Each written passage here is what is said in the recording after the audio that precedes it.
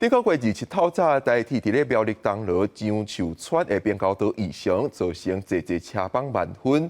检警调查了后，发现是一个专门偷电缆的集团，甲线路加长，才造成信号异常。警方调查成摆监视器了后，发动围捕，总算是宣告破案。警方早前去抓人，初六早起接到情报，去苗栗公馆的一个山区，要抓偷加电缆线的集团，拢总4个人。下车！下车！往下！往下！往下！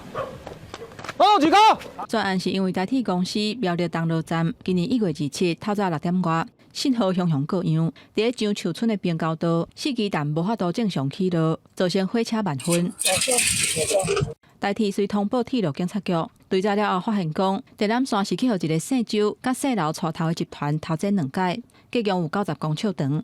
而且因专门拢经较压贴，而且无监视器的所在犯案，因用偷剪甲电缆线剥皮了后摕去转卖，规套分工的模式，再搁挑工用无共的交通工具来载，要来闪过调查。警方调8支监视器来比对，才总算锁定嫌犯。当场逮捕集团成员周显等人，现场共查获电缆线205.41公斤裸铜，电缆线皮169公尺，作案工具1批，毒品海洛因及安非他命等。